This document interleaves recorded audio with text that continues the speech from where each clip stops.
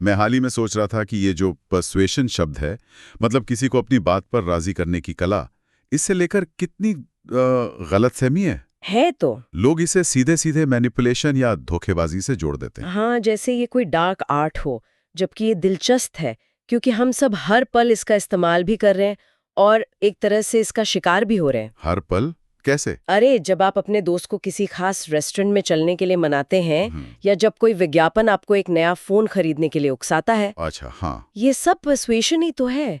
असल सवाल ये नहीं है कि ये हो रहा है या नहीं, सवाल ये है कि क्या आप इसके ड्राइवर सीट पर हैं या फिर पैसेंजर सीट पर। बिल्कुल।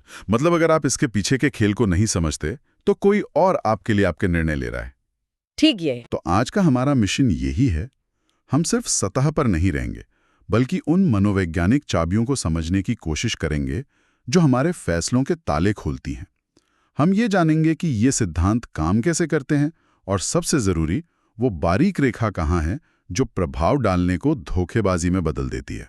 चलिए शुरू करते हैं। तो सबसे पहली और बुनियादी बात, पर्सुएजन और दबाव, इन दोनों में जमीन आसमान का फर्क है। बिल्कुल। मैं किसी को बंदूक दिखाकर कोई काम करवा सकता हूं, पर वो पर्सुएशन नहीं है, वो तो सीधी सीधी जबरदस्ती हुई। और मनोविज्ञान के नजरिए से देखें तो जबरदस्ती या फोर्स किसी का मन बदलने का सबसे बेअसर तरीका है। बेअसर क्यों? क्योंकि जैसे ही आप किसी पर दबाव डालते हैं, आप सीधे सीधे उसके अहंकार, मतलब उसके ईगो पर हमला करते हैं। और इंसान का दिमाग अपने ईगो की रक्षा के लिए बना है। अच्छा। वो तुरंत एक दीवार खड़ी कर देता है, आपकी बात सुनना ही बंद कर देता है। उसका पूरा फोकस बस खुद को सही साबित करने पर लग जाता है। ठीक यही। आप उसे अपने खिलाफ लड़ने के लिए उकसा रहे हैं।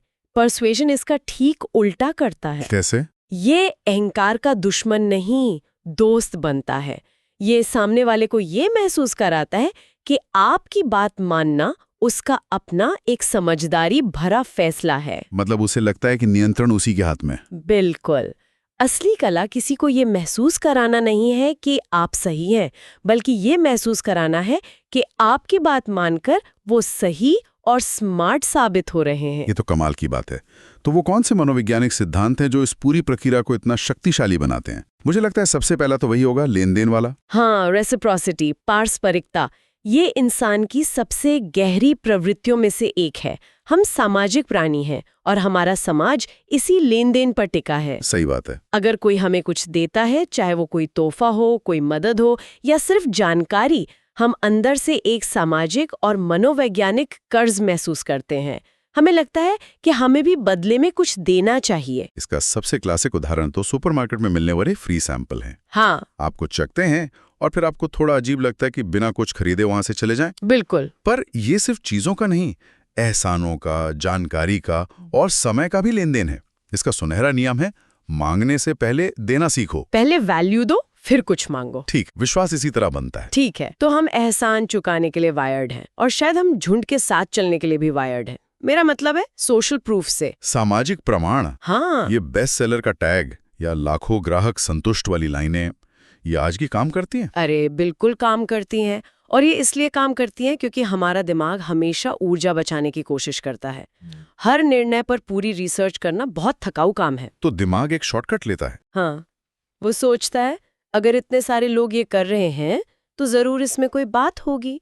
ये एक सुरक्षित विकल्प है। ये हजारों साल पुरानी सर्वाइवल की प्रवृत्ति है। झुंड के साथ रहना ज्यादा सुरक्षित है। हमेशा। लेकिन क्या ये हमेशा काम करता है?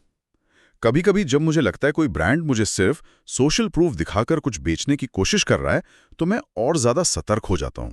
बहुत अच्छा सवाल है और इसका जवाब है हाँ। इसका उल्टा असर भी हो सकता है। इसे कहते हैं नेगेटिव सोशल प्रूफ। अच्छा, वो क्या होता है? एक स्टडी में एक पार्क में बोर्ड लगाया गया जिस पर लिखा था, बहुत से लोग यहाँ से लकड़ी चुरा रहे हैं जिससे जंगल को नुकसान हो रहा है, कृपया ऐसा ना करें। तो चोरी रुक गई होगी? नहीं, चोरी और बढ़ गई। कमाल है, ऐसा क्यों हुआ? क्योंकि उस संदेश ने चोरी को एक आम व्यवहार की तरह दिखा दिया। लोगों के दिमाग ने सिग्नल पकड़ा, अरे सब लोग ऐसा कर रहे हैं तो मैं भी कर सकता हूँ। उन्होंने ये नहीं सोचा कि ये गलत है, बल्कि ये सोचा कि ये नॉर्मल है। बिल्कुल। इसीलिए संदेश देते वक्त ये बताना कि कितने लोग सही काम कर रहे हैं ज्यादा प्रभावी होता है, बजाय ये बताने के कि कितने लोग गलत काम कर रहे हैं। सही। ये तो बहुत गहरा मनोविज्ञान है। तो हम झुंड को फॉलो करते हैं, लेकिन हम लीडर्स को भी फॉलो करते हैं, मतलब अथॉरिटी का सिद्धांत। अधिकार का सिद्धांत। एक बात जो मुझे हमेशा हैरान करती है वो है कि हम किसी की बात पर सिर्फ इसलिए यकीन कर लेते हैं क्योंकि उसने सफेद कोट पहना हुआ है। ये बेहद शक्तिशाली है। हम बचपन से ही सीखते हैं कि अधिकार का सम्मान करो। माता पिता, शिक्षक, डॉक्टर। वर्दी, पद, टाइटल, ये सब विशेषज्ञता के शॉर्टकट हैं। दिमाग कहता है कि इस व्यक्ति के पास मुझसे ज्यादा जानकारी है। हाँ, इसलिए इसकी बात मान लेना ही सही है। लेकिन यहाँ एक खतरा है। वो क्या? खतरा ये है कि हम असली अधिकार और अधिकार के प्रतीकों के बीच का फर्क भूल जाते हैं। जैसे कि आत्मविश्वास या महंगे कपड़े। हाँ, या फैंसी जॉब टाइटल, ये सब अधिकार का भ्रम पैदा कर सकते हैं, भले ही उस व्यक्ति के पास असली ज्ञान न हो। और आज के सोशल मीडिया के जमाने में तो ये और भी ज्यादा हो गया है। हाँ, ये तो मैं रोज देखता हूँ। और मुझे लगता है ये अथॉरिटी का सिद्धांत तब और ज्यादा खतरनाक हो जाता है जब ये लाइकिंग मतलब पसंद के सिद्धांत के साथ मिल जाता है। आपने दोनों को बिल्कुल सही जोड़ा। लोग उन लोगों की बात ज्यादा सुनते हैं जिन्हें वे पसंद करते हैं। बिल्कुल। अगर कोई अथॉरिटी फिगर करिश्माई और पसंद करने लायक भी हो तो उसका प्रभाव दुगना हो जाता है। हम उन लोगों को पसंद करते हैं जो हमारी तरह हैं, जो हमारी तारीफ करते हैं। मुझे याद है एक बार मैं एक कार खरीदने गया था और सेल्समैन ने देखा कि मेरी कार में एक क्रिकेट बैट रखा है। अच्छा। उसने अगले 10 मिनट कार के बारे में नहीं, क्रिकेट के बारे में बात की। उसने मेरी पसंदीदा टीम के बारे में पूछा, खिलाड़ियों की तारीफ की। तो उसने एक कनेक्शन बना लिया। हाँ, और मुझे कहना पड़ेगा उसके बाद मैं उसकी हर बात सुनने के लिए ज्यादा तैयार था। ये बिल्कुल वही लाइकिंग का सिद्धांत था। ये एक परफेक्ट उदाहरण है। उसने आपको एक ग्राहक की तरह नहीं बल्कि एक दोस्त की तरह महसूस कराया। और हम अपने दोस्तों को हाँ कहने से हिचकिचाते नहीं हैं। सही बात है। लेकिन अब सोचिए, अगर वही दोस्त आपसे कहे ये कार बहुत पॉपुलर है और ये आखिरी मॉडल है जो इस रंग में बचा है, कल तक शायद ये भी बिक जाएगा। उफ, अब तो मेरे दिमाग पर जबरदस्त दबाव आ गया। यहाँ तो स्कैरसिटी यानी कमी का सिद्धांत काम करने लगा। बिल्कुल। वो लिमिटेड टाइम ऑफर या ओनली 2 सीट्स लेफ्ट वाली अर्जेंसी। हाँ, और स्कैरसिटी इसलिए इतना शक्तिशाली है क्योंकि ये हमारे एक बहुत गहरे डर को ट्रिगर करता है। फोमो यानी फियर ऑफ मिसिंग आउट। कुछ खो देने का डर। और कुछ खो देने का डर कुछ पाने की खुशी से कई ज्यादा शक्तिशाली होता है। जब हमें लगता है कि कोई चीज दुर्लभ है या अवसर हाथ से निकल रहा है तो हमारा तार्किक दिमाग बंद हो जाता है और भावनात्मक दिमाग हावी हो जाता है। हाँ, हम सोचने का समय नहीं लेते, हम बस कार्रवाई करना चाहते हैं। और ये तब और भी खतरनाक हो जाता है जब सोशल प्रूफ और स्केरसिटी एक साथ काम करते हैं। हाँ, जैसे किसी वेबसाइट पर लिखा आता है ये होटल 8 लोगों की नज़र में है और साथ में सिर्फ एक कमरा बचा है। आपने नस पकड़ ली। जब कमी और सामाजिक प्रमाण एक साथ मिलते हैं तो ये एक विस्फोटक कॉकटेल बन जाता है।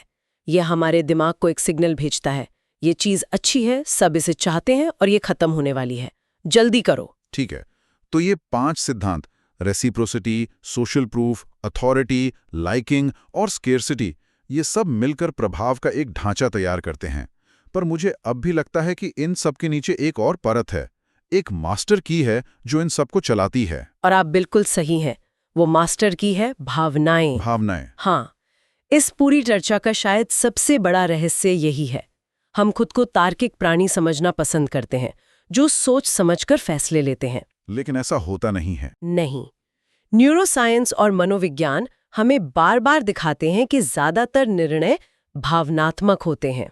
हम पहले दिल से या गट फीलिंग से निर्णय लेते हैं और फिर अपने उस निर्णय को सही ठहराने के लिए दिमाग से तर्क गढ़ते हैं। क्या आप इसे थोड़ा और समझा सकती हैं, ये जो तर्क गढ़ने वाली बात है? जरूर।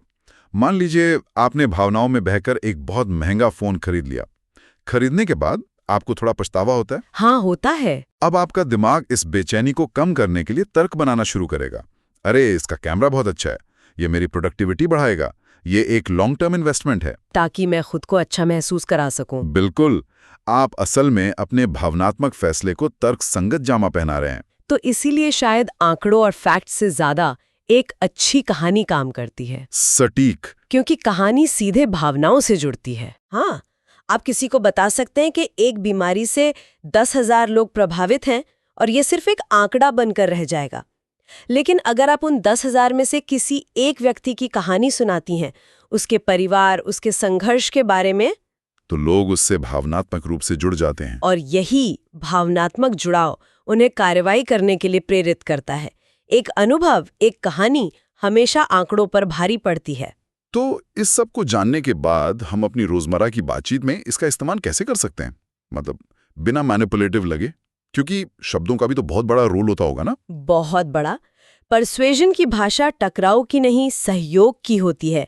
इसका लक्ष्य बहस जीतना नहीं, बल्कि मन जीतना है। जैसे किसी से ये कहना कि तुम गलत हो, ये सीधी सीधी उसके अहंकार पर चोट है, वो तुरंत रक्षात्मक हो जाएगा, बात ही खत्म हो जाएगी। हाँ, लेकिन अगर आप कहते हैं, मैं समझती हूँ आप ऐसा क्यों कह रहे हैं, लेकिन क्या इसका एक और नजरिया भी हो सकता है, तो आप बातचीत का दरवाजा खुला रखते हैं। इसी तरह तुम्हें ये करना चाहिए एक आदेश जैसा लगता है। हाँ, और किसी को आदेश पसंद नहीं आते।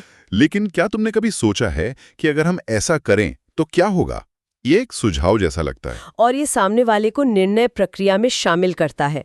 यहाँ सुनहरा नियम यही है, प्रतिरोध को कम करें और सामने वाले को महसूस कराएं कि नियंत्रण उसी के हाथ में है। उसे विकल्प दें, सवाल पूछें और उसे खुद निष्कर्ष पर पहुंचने दें। और यहीं पर हम उस सबसे जरूरी सवाल पर आते हैं, पर्सुएशन और मैनिपुलेशन के बीच की वो नैतिक रेखा कहाँ है? हाँ, ये बहुत जरूरी है। क्योंकि ये सारी तकनीकें तो किसी का भला करने के लिए भी इस्तेमाल हो सकती हैं और किसी का नुकसान करने के लिए भी। ये फर्क सिर्फ और सिर्फ इरादे का है। इरादे का। हाँ, पर्सुएशन का लक्ष्य हमेशा एक विन विन, यानी दोनों पक्षों की जीत की स्थिति बनाना होता है। ये पारदर्शी होता है। आप चाहते हैं कि सामने वाला आपकी बात माने, क्योंकि आपको सच में लगता है कि इससे उसका भी फायदा होगा। और इससे जो विश्वास बनता है वो लंबे समय तक चलता है। बिल्कुल। और मैनिपुलेशन स्वार्थी होता है।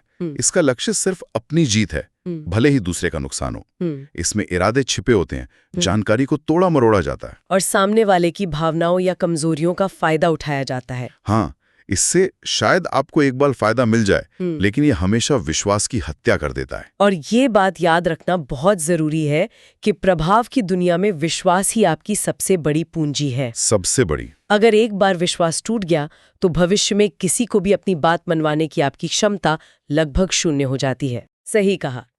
नैतिकता कोई मजबूरी नहीं, बल्कि स्थायी प्रभाव के लिए एक जरूरी शर्त है। आप लोगों को एक बार बेवकूफ बना सकते हैं, शायद 2 बार भी, लेकिन आखिर में सच्चाई सामने आ ही जाती है।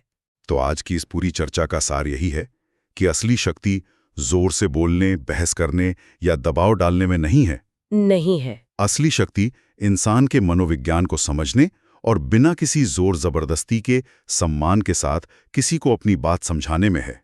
जो इस कला को समझता है वो एक बेहतर लीडर, एक बेहतर दोस्त और एक बेहतर इंसान बनता है। और जो इसे नहीं समझता, वह बस प्रतिक्रिया करता रहता है, बहस करता है और अंत में अकेला रह जाता है। मैं श्रोताओं के लिए एक अंतिम विचार छोड़ना चाहूंगी। जरूर। अगली बार जब कोई आपको किसी बात के लिए मनाने की कोशिश करे, चाहे वो कोई सेल्स पर्सन हो, आपका बॉस हो या कोई विज्ञापन, तो एक पल के लिए रुकें। उस प्रक्रिया को रिवर्स इंजीनियर करने की कोशिश करें। मतलब सोचें कि हो क्या रहा है। हाँ, सोचें वो कौन से मनोवैज्ञानिक सिद्धांत का इस्तेमाल कर रहा है। क्या वो पारस्परिकता का जाल बिछा रहा है या कमी का डर दिखा रहा है?